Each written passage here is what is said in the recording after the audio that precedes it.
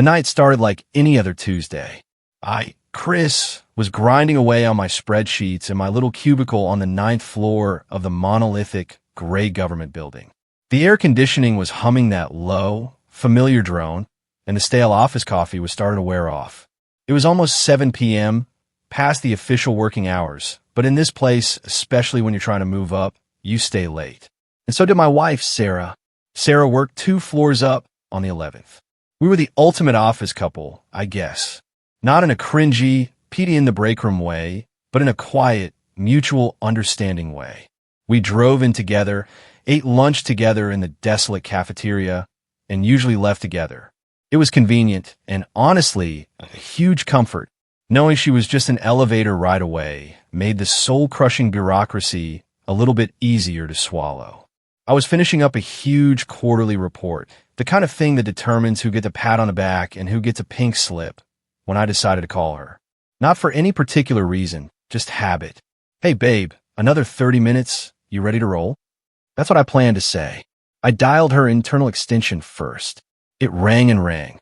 No answer. Okay, maybe she's in a meeting. She sometimes had these impromptu late-night huddles with her supervisor, Mr. Henderson, or one of the department heads. Henderson was my boss too, technically, but he oversaw the entire division, and Sarah's small team worked directly under his scrutiny. He was a big deal, a man with a suit that cost more than my first car and an even bigger ego to match.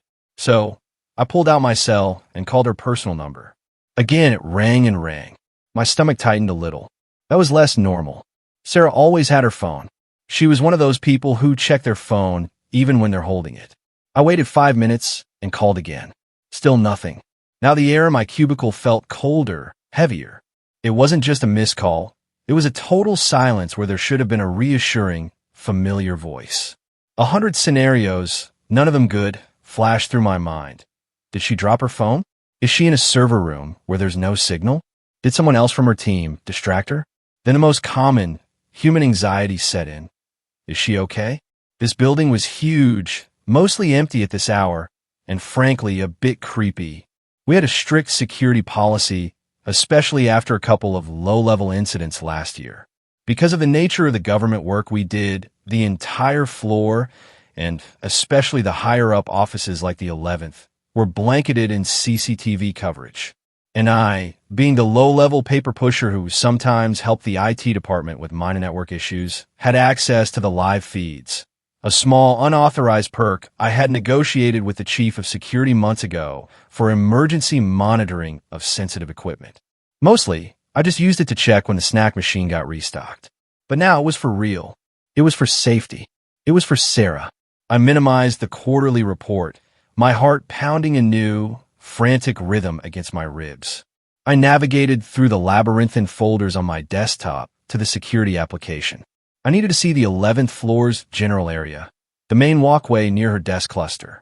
The application launched, displaying a grid of tiny, grainy video feeds from various floors.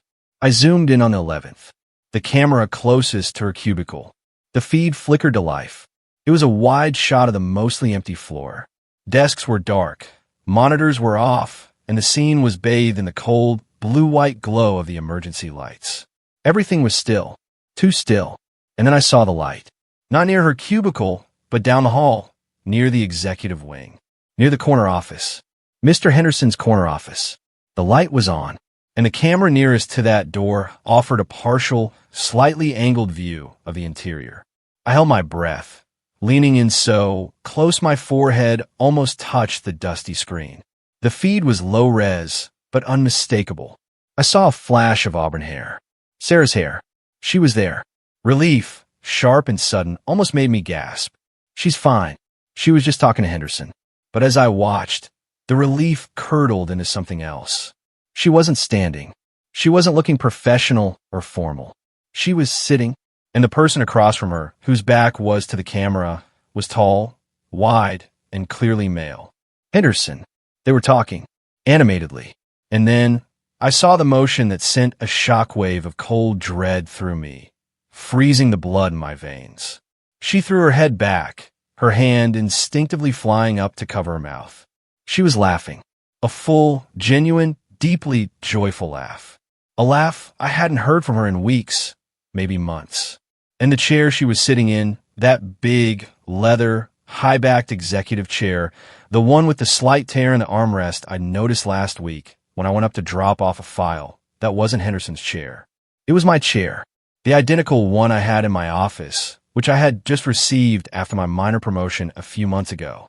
Wait, no. The camera was pointed into Henderson's office. She wasn't sitting in my chair from the 9th floor.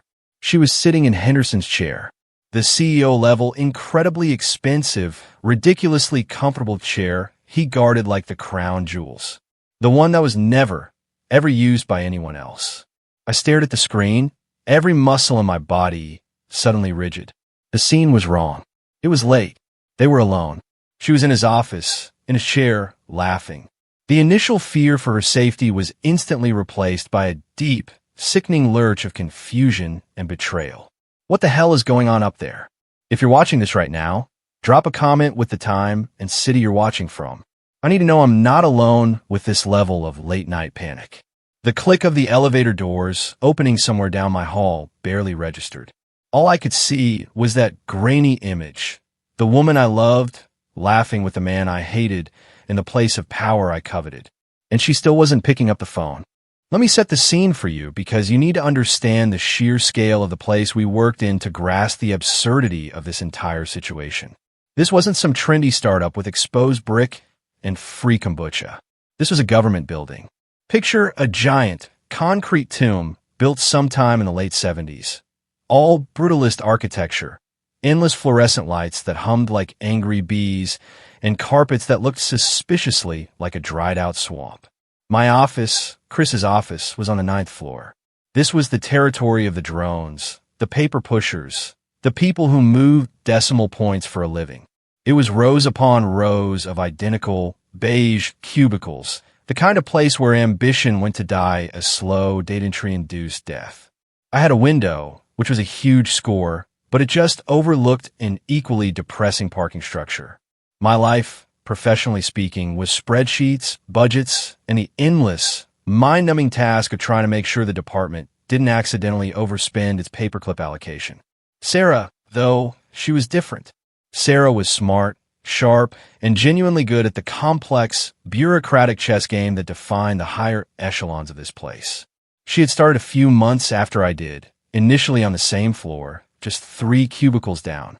That's how we met. Bumping into each other at the broken coffee machine, bonding over the shared misery of the microwave popcorn smell. But she quickly proved herself invaluable.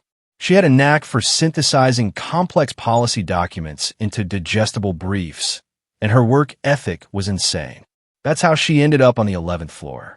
This floor was the penthouse, the executive suite, the place where decisions that actually mattered were made. It was quieter up there, with actual walls instead of cubicles, plush carpeting that didn't look like a disease, and maybe, just maybe, better coffee.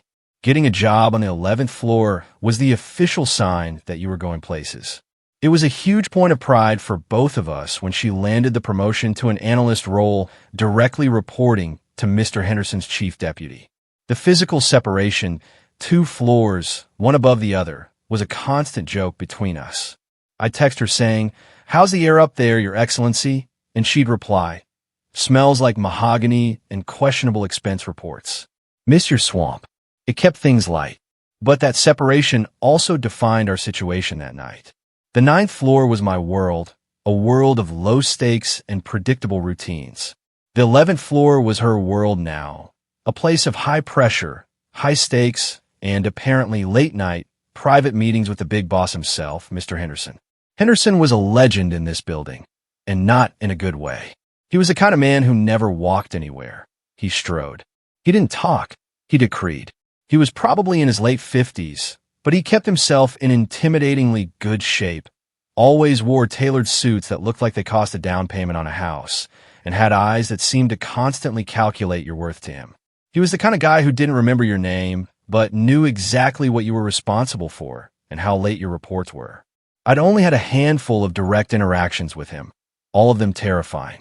But Sarah, on the 11th floor, was in his orbit constantly.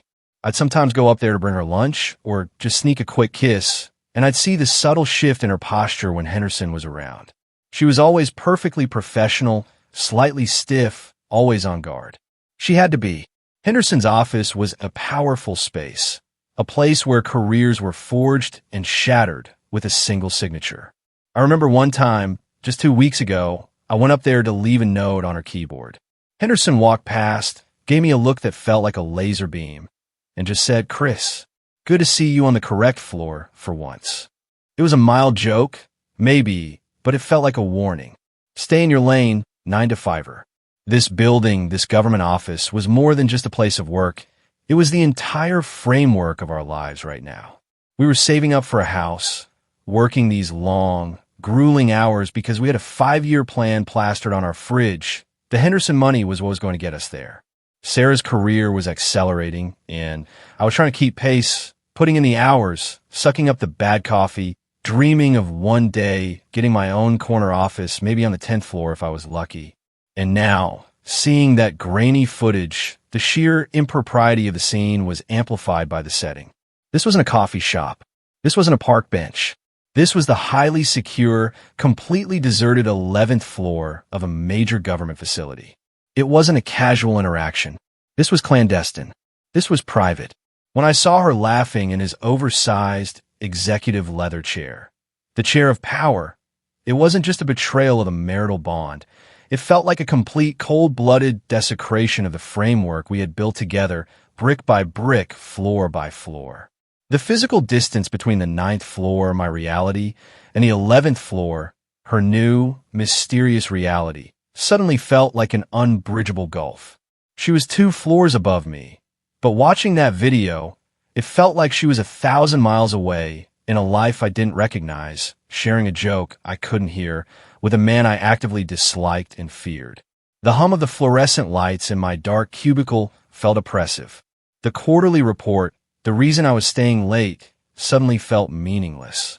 My focus wasn't on the budgets anymore. It was 2 floors up, centered on that single, small light in the corner office, where my wife and my boss were sharing a moment that felt entirely too personal for the sterile, bureaucratic heart of this building. I slammed my fist lightly on my desk, the dull thud echoing in the silence. I had to know what was going on. I had to go up there.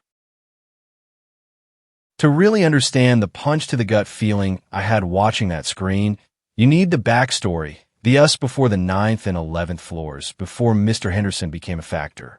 Sarah and I weren't a whirlwind romance. We were a slow burn, deeply comfortable, shared history kind of love. We met in college, not in a grand, cinematic moment, but over a terrible group project where we were the only 2 people who cared about the grade. That's our dynamic. 2 hyper-competent people quietly struggling to make sense of the chaos around us. We've been married for 4 years, but together for nearly 10. In the landscape of government work, where everything is volatile and temporary, our relationship was the one constant, the one truly secure thing. Our routine wasn't exciting, but it was ours. We'd wake up, fight good-naturedly over who got the last of the decent coffee, commute together, suffer through the day, cook dinner while debriefing our respective bureaucratic battles, and then settle onto the couch with a terrible reality show. It was in those small, almost invisible moments that the strength of our connection lived. I remember last winter, I came down with a brutal flu. I was a mess, shivering and feverish. Sarah didn't just make me soup. She set up a sick bay command center in the living room. She brought out my old, ugly college blanket, the one I thought she'd thrown away years ago, and put on the only movie I like when I'm sick, which is some incredibly cheesy 80s action flick she usually hates. She sat on the floor, reading a book, just so I wasn't alone. It was the smallest gesture, but it meant everything. It said, "I see you, I know you, and I'm here." That's the Sarah I knew. The one who remembered I only liked my toast lightly golden, not brown. The one who had a habit of biting her lower lip when she was concentrating.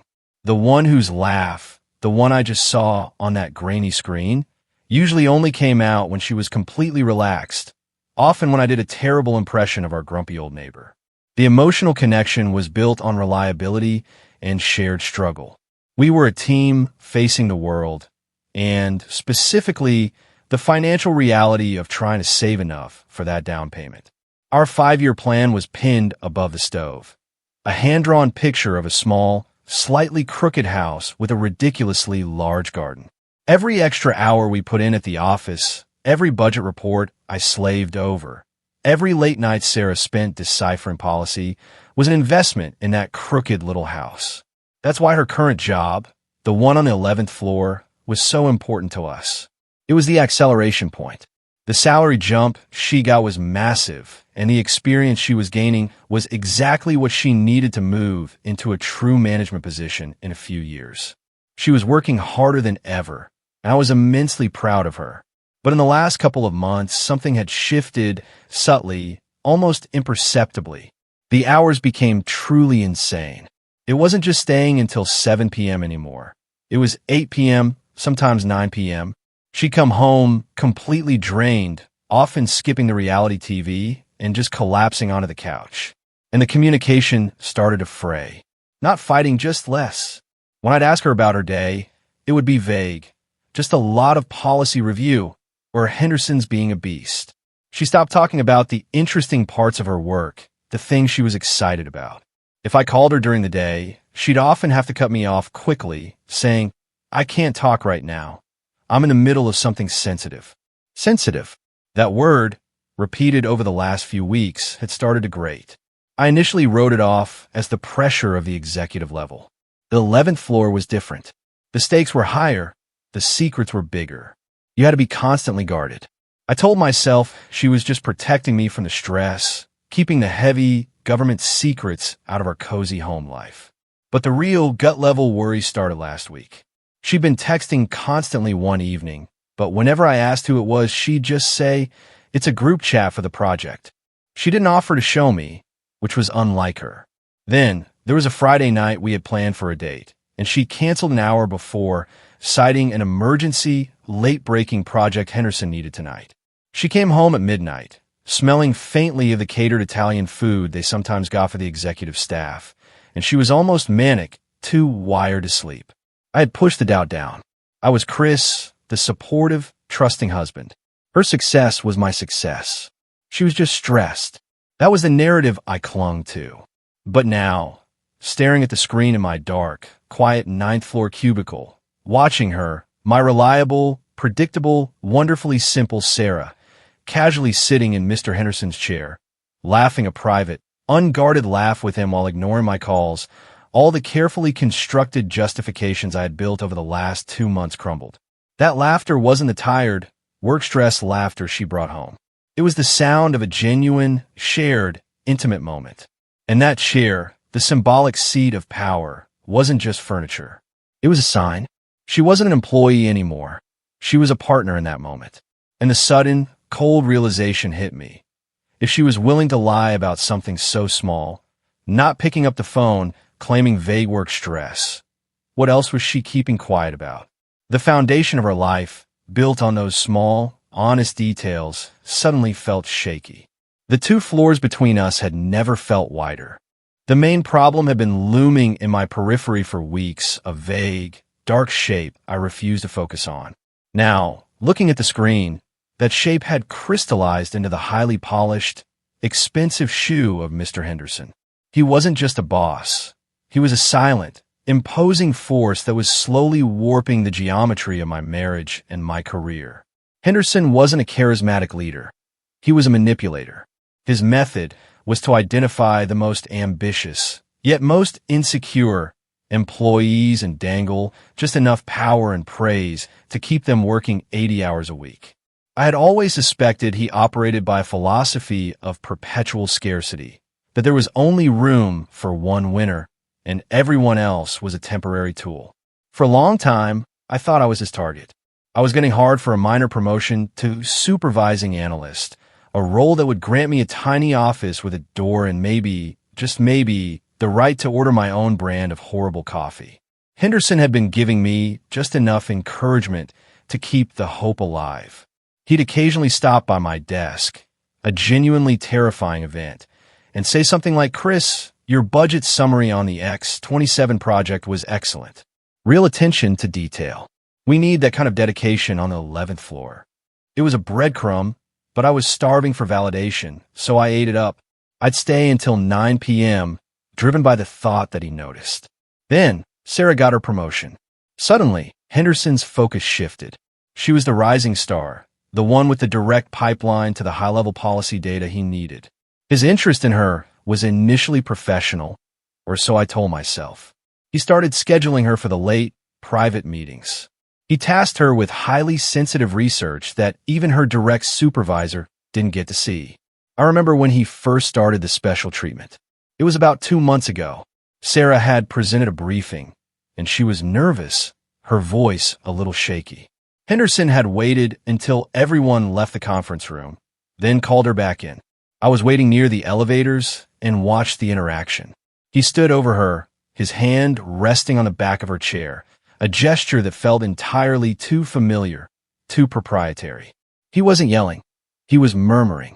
When she came out, her cheeks were flushed, and she was clutching a file folder. "What did he say?" I asked, trying to sound casual. She gave a small, forced smile. "Oh, just some, very specific feedback on my presentation style. Said I need to project more confidence when discussing budgetary overruns." It was a completely generic corporate answer, but the way she avoided my eye felt anything but. This was the layering of the conflict. It wasn't just Sarah's late nights. It was the fact that the source of her late nights was a man who I inherently distrusted. My boss, the man who held the key to both of our careers. The secondary challenge for me was the deeply ingrained professional resentment. Here I was, diligently plugging away on the 9th floor, doing the slow, thankless, detail-oriented work, expecting my reward, the promotion, to come via a transparent, merit-based system. But Henderson's behavior suggested that access and proximity were the real currency. Sarah was getting the fast track, not just because she was talented, but because she had direct, private access to him. This created a corrosive moral dilemma for me. Was I jealous of her success, or just jealous of her proximity to the power I craved? I tried to talk to her about it a few weeks ago. It didn't go well. "Honey, are you sure everything is okay with Henderson? He seems to be leaning on you really hard," I'd said one evening while we were watching TV. She immediately stiffened, putting her laptop down a little too loudly. "Of course, everything is okay, Chris. Why wouldn't it be? This is the executive level. It's demanding. He's just intense. He trusts my judgment, which is a good thing for us, right? For the house." The way she tied her work back to the house felt like a shield. She was using our shared dream to deflect my suspicion. "Yeah, but I don't trust him," I admitted, finally voicing the thought. "He's predatory, and the way he looks at you when he thinks no one is watching. It makes my skin crawl." Her response was sharp, almost offensive. "Chris, stop. He's my boss. He's a professional. You're projecting your own career frustrations onto my work relationships. I'm trying to get ahead for us. If you keep criticizing my professional choices, it's going to make this much harder." The accusation that I was projecting my own jealousy stung because it had a kernel of truth. I was frustrated with my slow progress. I immediately backed down, apologizing and promising to be more supportive. But the incident just drove the conflict further underground. I buried the distrust. She buried the reality of what was happening on the 11th floor. And now, watching that static feed on my monitor, Sarah in the executive chair, head thrown back in a laugh that was too private, too shared, with Henderson's shadowy figure opposite her. All the buried resentments and ignored red flags exploded into a single, overwhelming thought. This wasn't professional collaboration. This was an intimate conspiracy. The rising tension in my stomach was no longer about a missed promotion. It was about the fundamental stability of my life. I realized I wasn't just checking a security camera for her safety. I was investigating a potential betrayal. The professional stakes were intertwined with the emotional ones, creating a perfect storm of panic and rage. I leaned back, dragging a hand across my face, the scent of stale cubicle air suddenly tasting like ash. The need to know, to physically go up there and confront the scene, was now an uncontrollable biological imperative. I sat there, glued to the low-resolution image on my screen, and the floodgates of all my previously ignored anxieties burst open. This wasn't a sudden crisis. It was the final confirmation of a lingering sense of dread I'd been skillfully pushing down for weeks. I had been playing the role of the trusting, supportive husband, telling myself that any weirdness was just the collateral damage of a high-pressure, 11th floor job. But in reality, the signs were piling up like unchecked paper on a bureaucrat's desk. There was the phone behavior, which was the most obvious change. Sarah used to be a terrible secret keeper, often leaving her phone unlocked on the counter. Now, it was always face down. And not just face down, but silenced, unless it was a call from me, which she rarely missed. But when she did pick it up, she'd walk into the other room. If I walked in, she'd quickly minimize the screen with that specific defensive flick of the thumb that says, "This is private." I remember a specific text that popped up on her lock screen one morning as she was getting ready. It wasn't from a contact name I recognized, just a random number. The preview, before it vanished, was a single cryptic phrase, "Almost there. The last hurdle is key." I casually asked her about it, pretending I was looking for the weather. "Oh, that's just a vendor for the new policy software," she'd said, not looking up. "They use burner phones for security reasons in this contract." Burner phones for policy software vendors? It sounded ridiculous, but I was so invested in believing her, in believing that our life was still solid, that I let it slide. I rationalized it as just another example of the weird, paranoid security protocols of government work. Then came the unexplained tension. It wasn't just late nights. It was her whole emotional state. She was volatile. One minute, she was intensely focused on her laptop. The next, she was snapping at me over something small, like forgetting to take out the recycling. The guilt seemed to be eating at her, manifesting as extreme irritability. One evening, I tried to hug her while she was working on the couch, and she flinched, a real physical recoil. "I'm really stressed, Chris. I just need space to focus on this report. It's highly classified." Classified. That word was becoming a wall she was building between us. Everything was classified, or sensitive, or confidential. It was a neat bureaucratic way to say, "Stay out of my business." And the gifts. Oh God, the gifts. About a month ago, she came home with a ridiculously expensive new watch. It was sleek, minimalist, and definitely not the kind of watch she would buy herself. "Wow, where did you get this?" I'd asked, genuinely impressed. "Oh, it was a thank you from the department for all the extra hours on the Q3 policy review," she explained, again with that too bright smile. A team gift. A watch that cost more than my monthly student loan payment for a team gift. And why had no one else on the floor mentioned it? I had even subtly asked my coworker, Dave, if he got a watch for the Q3 review. He just laughed. I got a handshake and a reminder that I was over my vacation days, man. You kidding? I convinced myself Sarah just happened to get a special, individual bonus. Anything was better than the alternative. The internal struggle was the most exhausting part. I'm a details guy, a budget guy. I see patterns, I spot discrepancies. My professional life is about recognizing the red flags in data. But in my personal life, I was deliberately blind. I had a moral dilemma every night. Do I trust my wife implicitly, as a husband should, or do I listen to the screaming logic of my gut, which was telling me her behavior was wildly inconsistent with the last 10 years of our relationship? I chose denial day after day. Trusting her meant keeping the peace and protecting our shared future, the house, the plan. Suspecting her meant burning everything down, not just the marriage, but potentially both our careers, especially if I confronted Mr. Henderson, the man whose power was absolute in this concrete labyrinth. Now, watching her on the screen, the unguarded, genuine joy on her face, that bright flash of laughter, it was the final, undeniable piece of evidence that my fears were founded. That wasn't the face of a stressed, overloaded employee. That was the face of someone who was comfortable, who was sharing a moment of deep connection, who was having fun. And she was doing it with him. The sheer weight of her deceit, the burner phone text, the expensive watch, the sudden flinching, the repeated lies about classified work, all came crashing down. I felt less like a husband and more like an investigator who had finally cracked the case, and the truth was more devastating than the darkest scenario I'd allowed myself to imagine. I slammed the lid of my work laptop shut. The click echoed like a gunshot in the silent office. No more analyzing the data. No more trusting the process. The time for logic was over. I was going up to the 11th floor. Safety be damned. I had to know the full story, and I had to know it now. I couldn't breathe. My hands were shaking so hard I had to grip the edge of my desk to steady myself. The screen, that grainy, sickening window into the 11th floor, was still showing the faint, blue-tinged image of Sarah and Mr. Henderson together in his office. I had spent the last 5 minutes trying to analyze the frame. The way her elbow was resting casually on the armrest, the slight, proprietorial lean of Henderson as he faced her, the simple fact that his office lights were the only ones on for acres around. The decision to go up there wasn't a choice. It was a physical compulsion.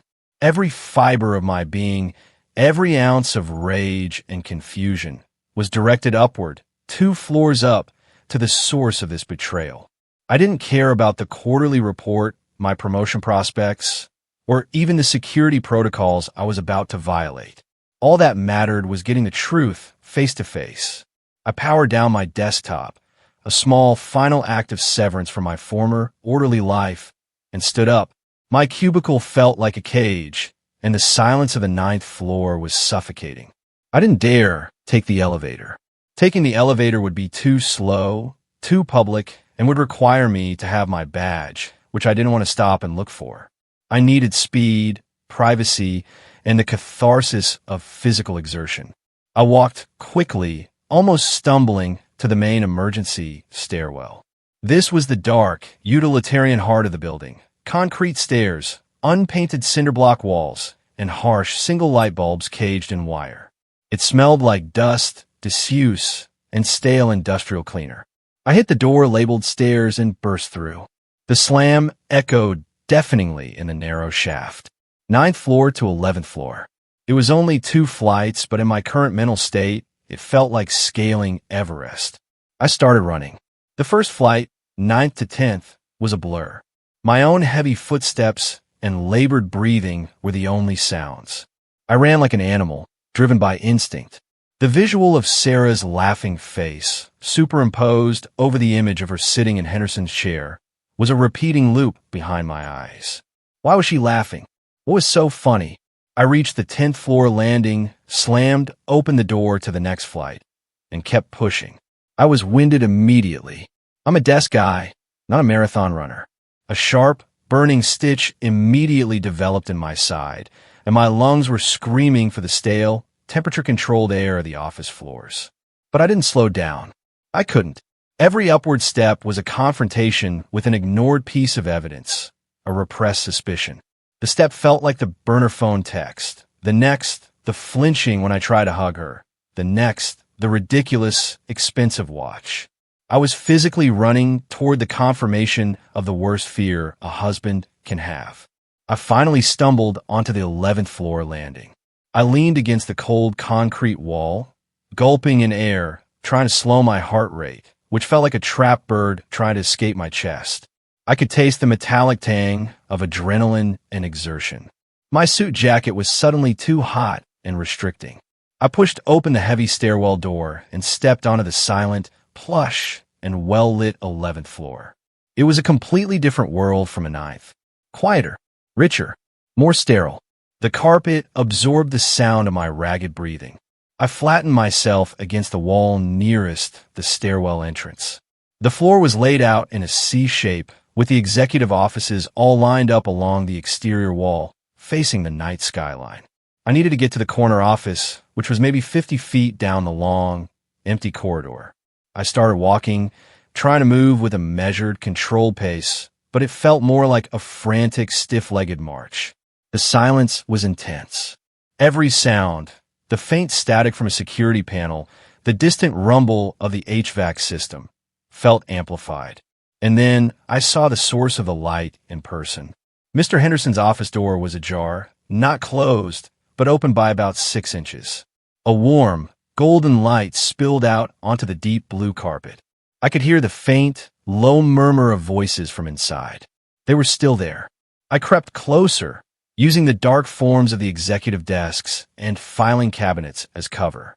I felt ridiculous, like a terrible spy in a bad movie, but the need to see, to hear, was overwhelming.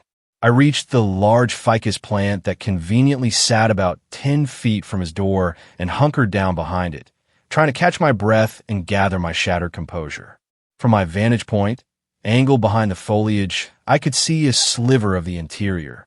And there it was, the scene from the camera, only clearer, more devastatingly real. Sarah was still sitting in that chair, but now she was leaning back, relaxed, her hands clasped loosely over her stomach. Henderson was standing, leaning one hand casually on the desk, speaking to her in that low, intimate murmur. The visual details were sharper now. He was holding a glass of water, or maybe something stronger. It looked like it had ice. And her face, that expression wasn't just laughter anymore. It was a look of deep, focused concentration mixed with something else, a kind of weary relief. As I watched, Henderson shifted his weight, and for a split second, I had a perfect view of their interaction. He reached out and gently squeezed her shoulder, a casual, comforting, non-sexual, but devastatingly familiar gesture. That touch, that simple, shared physical comfort in the dead of night, after she ignored my calls. It was the moment the ambiguity dissolved. It wasn't just late-night work. It was a partnership, a secret alliance, a closeness that had excluded me and was now, in front of my very eyes, confirming all my worst fears. The sight of that gesture pushed me past anger and into a cold, terrifying clarity. I was no longer an investigator. I was an avenging husband, and I was about to burst through that door. I was frozen behind the giant ficus plant, my fists clenched, watching the scene that had just shattered my reality.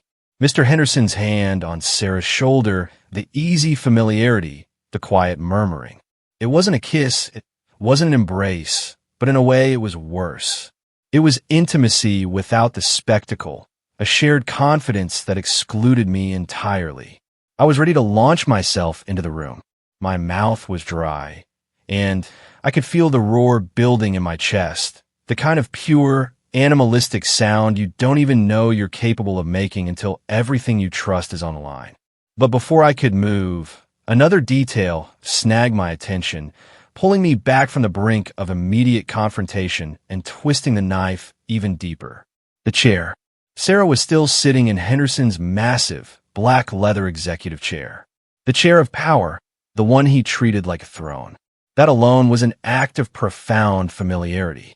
No regular employee, especially a new analyst, would dare sit in the king's seat. It signaled a level of comfort and shared authority that should only exist between peers, or perhaps something much closer. But as Henderson took a slow sip from his glass, Sarah shifted her weight, and she threw her head back again, that same, unguarded, almost breathless laugh escaping her. She was genuinely amused by something he had just said. It was the sound of my wife relaxing, releasing tension, being utterly herself, and she was doing it here, in this office with this man. I zoomed in on the visual of the laughter. I ran through the dialogue in my head, the dialogue we weren't having at home. At home, me? How was your day, honey? Sarah? Stiff, tired, fine. Just classified paperwork. Don't ask. Here, in the corner office, Henderson. Low murmur, something funny, Sarah. Head thrown back, pure joy, laughter. That was the unexpected laughter, the worst part of the betrayal. It wasn't the kind of strained, nervous giggling you do when you're cornered by the boss. It was genuine. It showed a connection, a shared joke, a mutual understanding that I, her husband, was no longer privy to. The laugh said, I'm comfortable here. I can be myself here. I'm happy here. And then, another detail. On the massive mahogany desk, right in front of the empty space where Henderson usually kept his monitor, was a small, personalized stress ball. It was shaped like a tiny, exasperated version of the building's mascot, a ridiculously stern-looking eagle. It was a gag gift I had special ordered for her last Christmas because she always complained about the stress of her old job. It was her stress ball. Why was her personal, sentimental item on his desk? It implied she spent enough time in this office, alone, that she felt comfortable moving her personal items in. It wasn't just a late-night meeting. It was a second office, a shared space. I couldn't hear the exact words, but their interaction spoke volumes. Henderson was now gesturing toward a huge, wall-mounted screen that was displaying a complex diagram, maybe a network map or an organizational chart.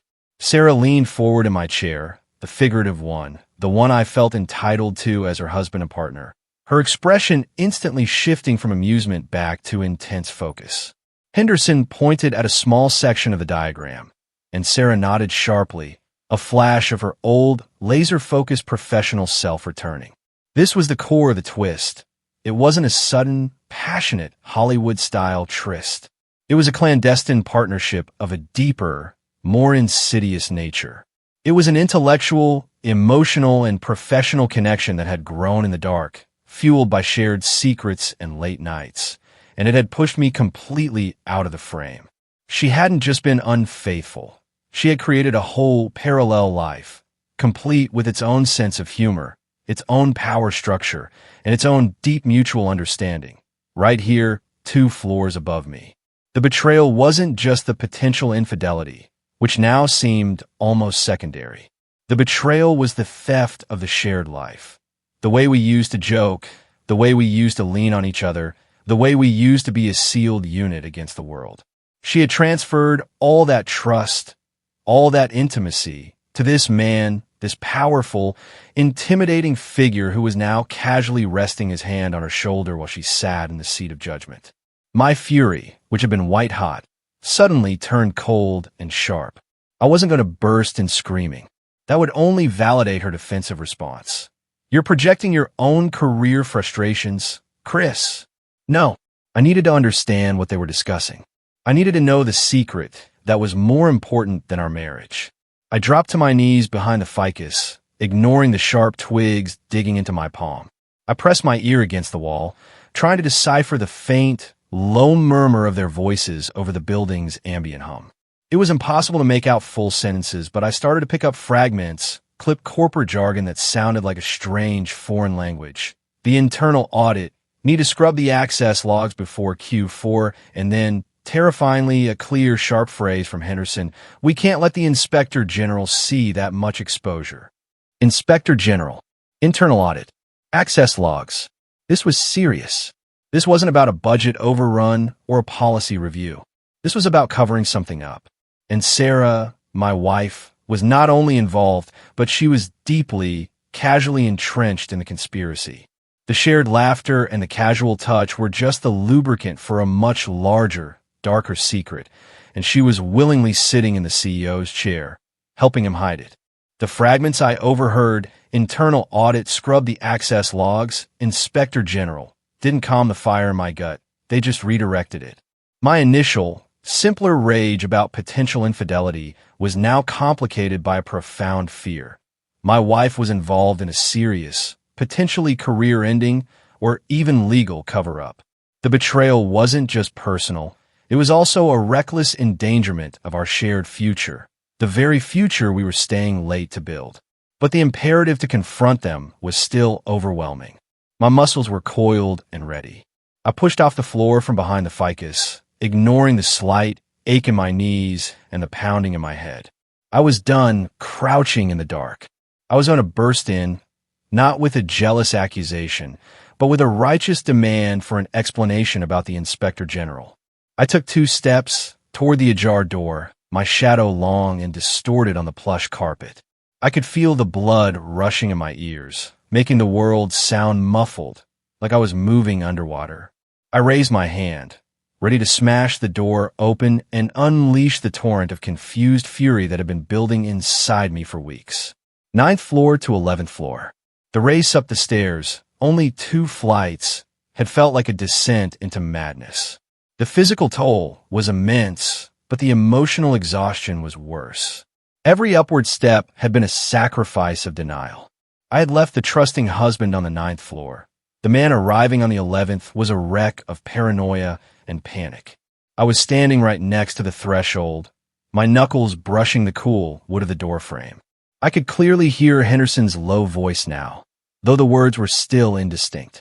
I was about to yell Sarah's name, a shout that would shatter the silence of the executive suite, when a metallic, distorted sound cut through the quiet of the office and the pounding in my ears. It was the office intercom. BZZZT. Attention, 11th floor personnel. This is an announcement from security. The voice was tinny and scratchy, but completely authoritative. It wasn't the regular chime for a company-wide announcement. This was the rarely used emergency interfloor system. The sound was so jarring, so completely unexpected, that I froze instantly, my hand hovering mid-air. Inside the office, the murmuring voices stopped abruptly. I heard the sharp, unmistakable sound of the expensive executive chair, Henderson's chair, being pushed back on the carpet. I flattened myself against the wall again, hoping my dark suit blended into the shadows. My mind, still running on pure adrenaline, suddenly went into survival mode. If security was making an announcement, they were either doing a routine check, or worse, they had spotted my unauthorized presence on a camera. I was standing 5 feet from the CEO's office door. Being caught here, looking like a maniac who had just sprinted up the stairs, would cost me my job immediately. The intercom crackled again. BZZZT. We are enacting a non-routine, unscheduled systems check. All non-essential personnel are to immediately exit the building via the main lobby egress. All remaining personnel must secure their offices and report to their designated emergency assembly point within 5 minutes. A systems check? An unscheduled evacuation? My mind raced. Was this a coincidence?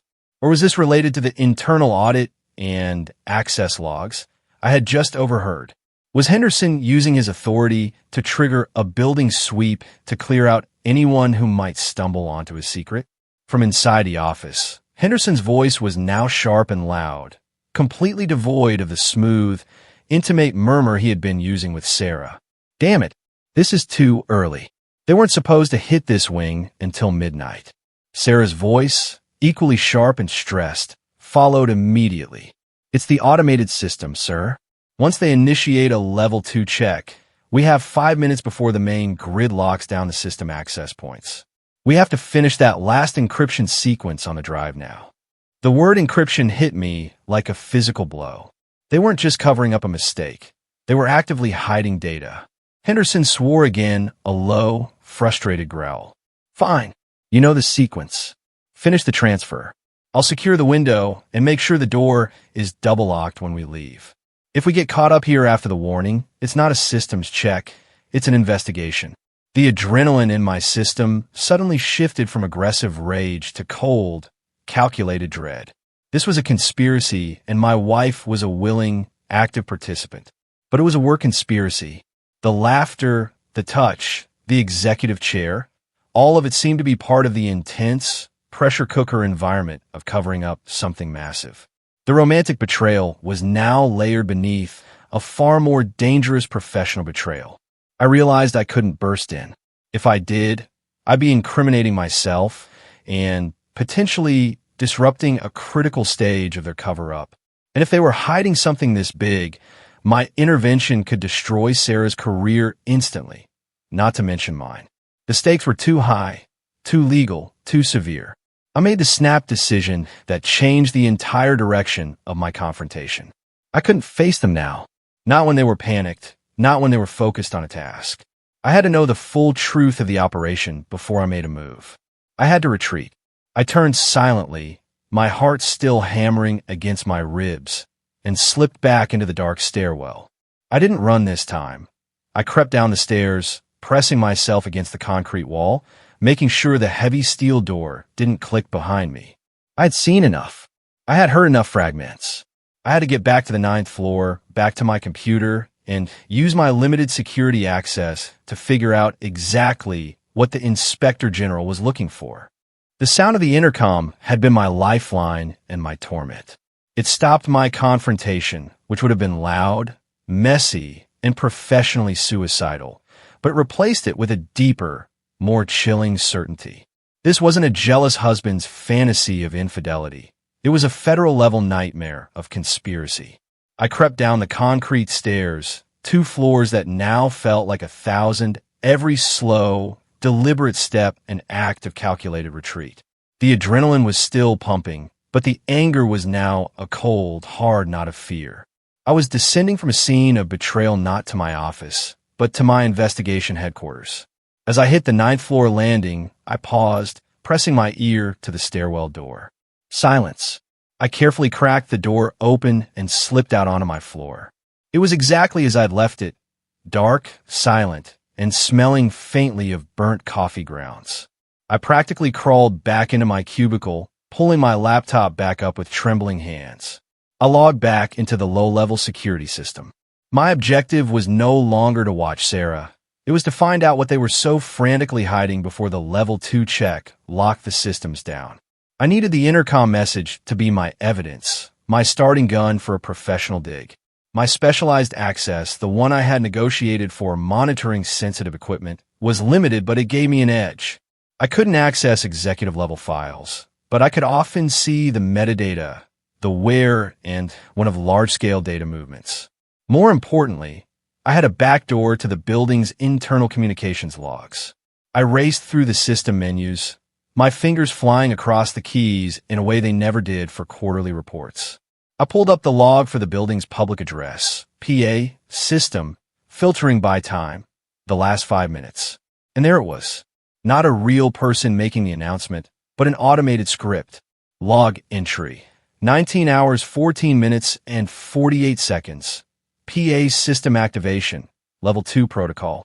Trigger, external sensor, HVAC overload, West Wing. Message, unscheduled systems check/evacuation. The message had been real, triggered by an automated system sensing an environmental fault. It was a genuine coincidence, a piece of mundane bureaucracy that had saved me from running into Henderson's office and making an irreversible scene. The twist of fate felt both terrifying and merciful. But the most crucial information was the timing. The systems check was real, and the lockdown was imminent. I quickly switched to the network activity monitor. This was a gray area tool I used to track large files moving across the network. My own personal, unauthorized sniffer. I filtered the activity to look for large data transfers originating from the 11th floor in the last hour. Bingo! The screen lit up with an enormous, ongoing data transfer. Source, Henderson's private server, 11th floor, exec wing, destination, external encrypted cloud storage, unidentified IP. File size, massive, estimated 4.5 terabytes, status, 98% complete. Initiated 19 hours and 15 seconds. They had been moving the entire archive of something offsite for nearly 15 minutes. They were in the last crucial minutes of a massive digital evacuation, timed to finish just before the security lockdown. My arrival at the door had been moments from a moment of critical compromise. This confirmed Sarah's frantic words. We have to finish that last encryption sequence on the drive now. I dove into the metadata of the files. The file names were deliberately generic. Q4 policy review, budget finalization. But the file structures told a different story. They weren't standard policy documents. They were a mix of financial ledgers, internal communication memos dating back years, and, most ominously, internal audit reports that had been seemingly suppressed. I focused on the audit files. I had enough clearance to view the title of the suppressed reports, even if I couldn't open the files themselves. And the titles were a revelation. Report 2024-03A. Discrepancy in Q1 vendor payouts. Red flags. Report 2024-05B. Unvetted external contracts and oversight failures. Report 2025-01C. Preliminary review. Potential misappropriation of Project X, 27 funds. Project X, 27. That was the huge, multi-million-dollar initiative I was struggling to finalize the budget for, the very report that had kept me late tonight. And the word misappropriation was a polite term for theft. Henderson wasn't just having an affair. He was orchestrating a massive financial cover-up involving millions of dollars and was using my wife, Sarah, as his chief technical architect. The Inspector General wasn't a vague threat. It was the inevitable official investigation into what looked like outright fraud and embezzlement. Suddenly, the whole picture snapped into terrifying focus. The expensive watch, the late nights, the stress, the classified work. It wasn't about a clandestine romance. It was about a clandestine crime. Sarah wasn't sitting in his chair because she was his lover. She was sitting there because she was the only person with the skill set and the access to perform the complex data transfer and encryption needed to erase years of evidence from the network. And he needed her close by, working in the highest security zone. The laughter, the comforting touch. It was the dynamic of two people who were deeply entrenched in a high-stakes, stressful criminal enterprise, relying entirely on each other. It was a professional intimacy, a bond forged in shared risk that had become more consuming and more dangerous than any marital bond. She wasn't cheating on me with his body. She was cheating on me with his conspiracy. And that was a far more complex and terrifying form of betrayal. I was sitting on the 9th floor, holding the evidence of a multi-million-dollar government fraud, and my wife was the co-conspirator. I minimized the screen as the main system lockdown notification flashed across my monitor. Level 2 protocol implemented. All network transfers halted. They had just made it. The cold, hard data I had just uncovered on the 9th floor. The suppressed audit reports, the massive, encrypted data transfer, the reference to the Inspector General, serve as a brutal corrective to my jealous rage. I was no longer an outraged husband. I was a witness to a serious crime, and the perpetrator was not just Mr. Henderson, but my own wife, Sarah. I sat back in my chair, the beige fabric suddenly feeling rough against my skin. The panic had subsided, replaced by a terrible, clear-eyed understanding. I had run up the stairs expecting to find a classic, heartbreaking affair. What I found was a partnership built on millions of dollars of government fraud. I now understood the late nights, the stress, the defensive mood, and the expensive watch. The watch wasn't a team gift. It was a hush-money bonus, a token for her technical expertise in covering up massive financial crimes. The classified work wasn't bureaucracy. It was felony. I pulled up the logs again, staring at the file names. Misappropriation of Project X, 27 funds. Project X, 27 was the budget I was currently slaving over. I was on the cleanup crew, trying to rationalize the numbers after the money had already been siphoned off. I had to put the pieces together, and now I could finally imagine the conversation I had eavesdropped on. Henderson's revelation to Sarah. The setting. Henderson's office, plush and dim, the air tense with fear, minutes before the security lockdown. Sarah is sitting in the executive chair, not as a lover, but as a key operative, her eyes focused on the screen, her mind calculating the last encryption sequence. Henderson. I imagined his smooth, low murmur now laced with genuine fear. Sarah, you understand the magnitude of this. The Inspector General's team is coming in, likely tomorrow morning. They've been sniffing around the Q1 vendor payouts for weeks. The HVAC error is pure dumb luck, but it buys us 4 minutes. You have to finish that encryption and push the archive now. If those logs are on the server when they arrive, we're done. Both of us. Sarah, her voice sharp and focused, which I heard just moments ago. I know, sir. The transfer is nearly complete, but the external drive is only a temporary fix. They'll subpoena those eventually. We need a plausible narrative for the missing X, 27 funds. Chris is working on the current budget. Is he close to finalizing the discrepancies? This imagined dialogue, built on the scraps I'd heard, was the worst kind of revelation. She was not only involved, she was deeply aware of the risks and was strategically plotting the next steps of the cover-up. She was the one thinking 5 steps ahead. The most damning part was the mention of my name. Chris is working on the current budget. I realized with a sickening thud that I wasn't just being sidelined in my marriage. I was being unknowingly used as a tool in their conspiracy. My late nights, my diligent budget work, my attempts to fix the numbers for Project X, 27, all of it was being leveraged by my wife and her boss to create a plausible, deniable paper trail for the stolen money. I was the dedicated, if slightly naive, husband who would make the numbers add up, thereby inadvertently legitimizing the fraud. The comforting touch I had seen Henderson give her shoulder was not a romantic overture. It was the touch of a co-conspirator to a partner in crime, a shared moment of we're in this together. The genuine laughter? That was the high-stakes, nervous release of two people facing utter disaster and realizing they might actually succeed in getting away with it. It was the thrill of the shared secret, the ultimate bond of us against the world. Only the us was them, and the world was everyone else, including me. This was a profoundly complex form of betrayal. It robbed me of the moral high ground I thought I occupied. If I exposed them, I exposed her. I destroyed the woman I loved, the future we planned, and potentially risked my own proximity to the crime. After all, I was the one working on the corrupted budget. The moral dilemma had ballooned into an impossible choice: protect my wife and become complicit in a government fraud, or expose her and destroy her life and mine in the process. I leaned forward, dropping my head into my hands. My mind was racing, trying to find a way out of this trap. How could I confront her now? Honey, why are you sitting in your boss's chair, helping him embezzle millions from Project X, 27? It was too absurd, too devastatingly real. I had to play it cool. I had to let them think they had succeeded. They would be leaving the office soon, after the evacuation warning.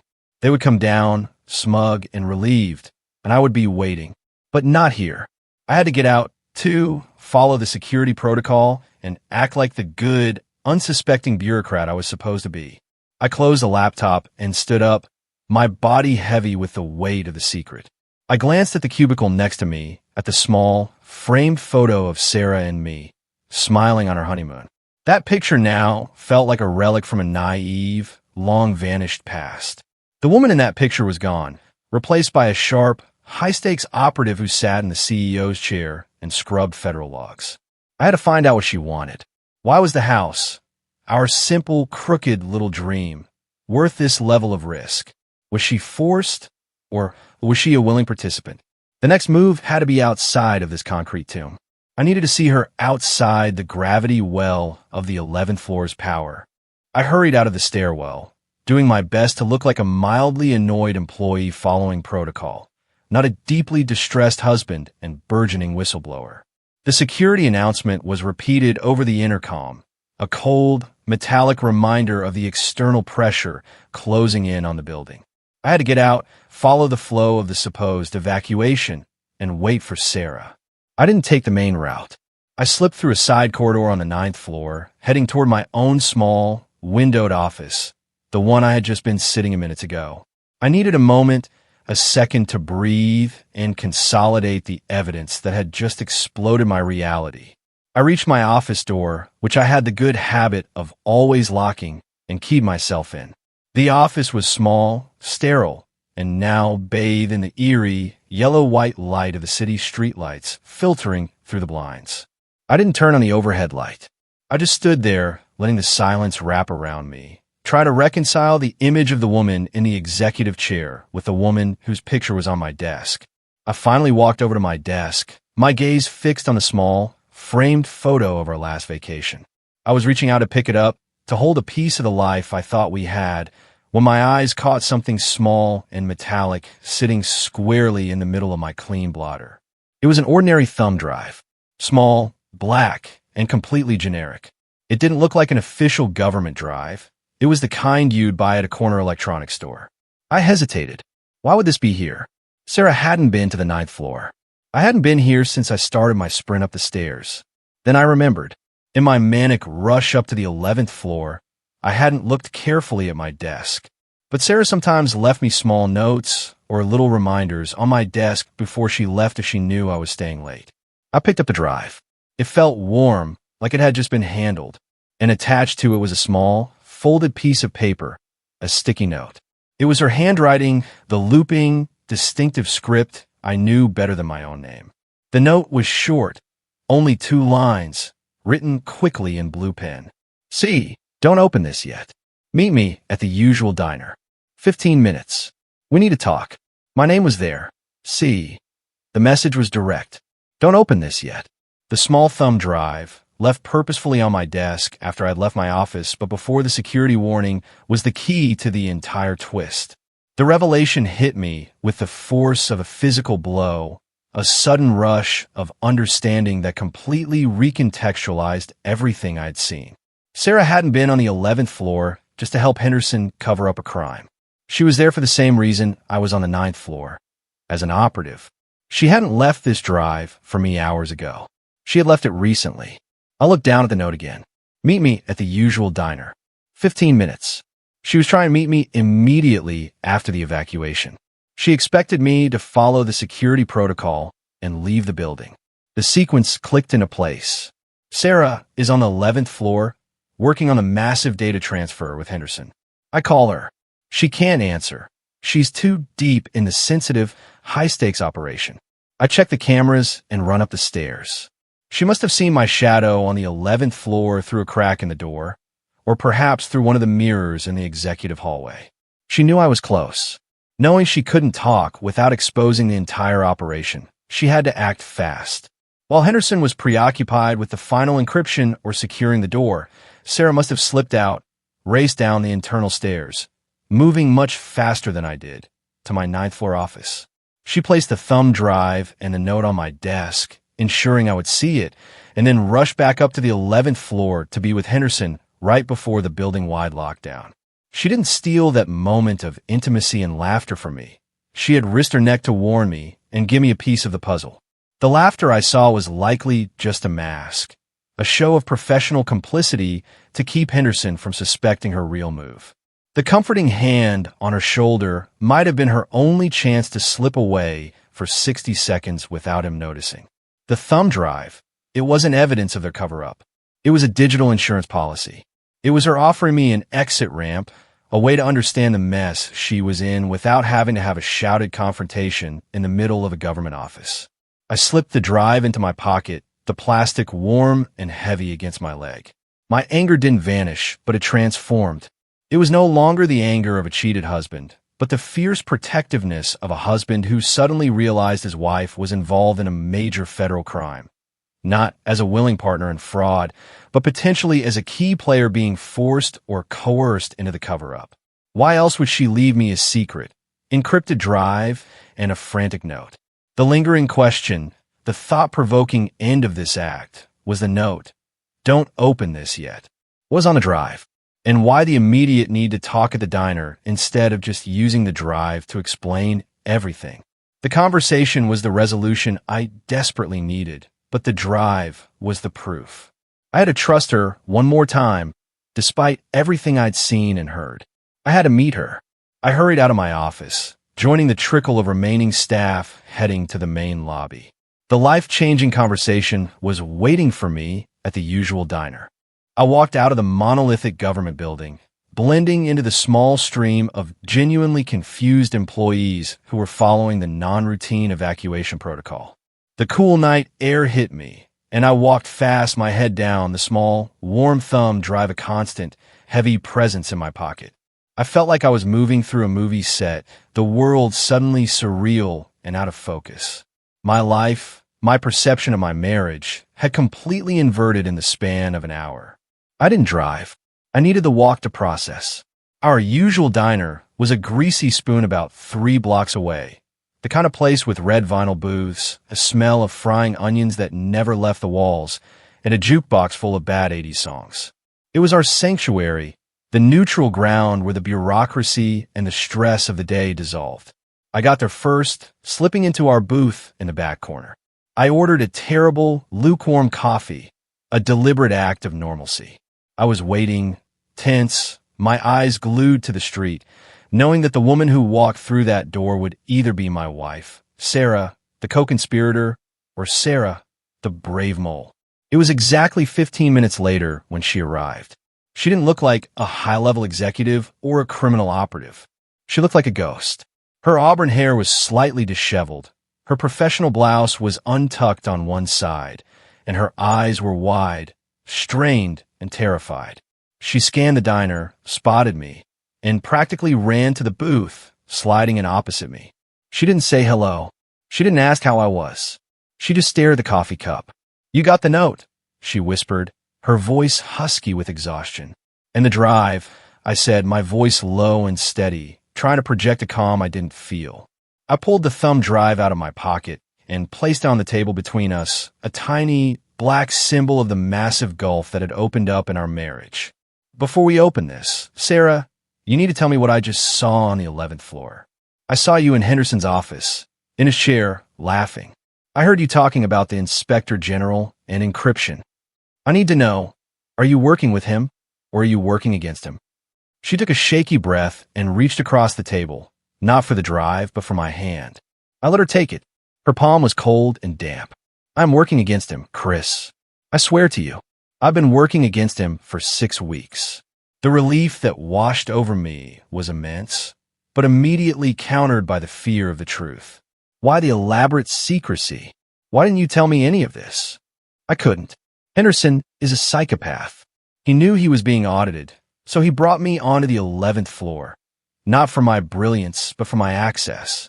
He found out I had an unauthorized IT bypass code from when I worked on the server migration last year. He knew I could scrub the deep logs and encrypt his private server data before the Inspector General arrived." She paused, looking around the nearly empty diner, her voice dropping lower. "He didn't just offer me the watch, Chris. He threatened me. He said if I didn't help him, he'd use my access code to frame me for the entire misappropriation of the X-27 funds. He had my entire career history, my professional certifications, everything, on a file ready to destroy. He knew I wouldn't risk it for us, for the house. The lie about classified work and vague stress hadn't been to deceive me, but to protect me. She was keeping me out of the blast radius. The laughing, Sarah? The touch. I pressed, unable to let go of the visceral betrayal of that image. Her face crumpled slightly.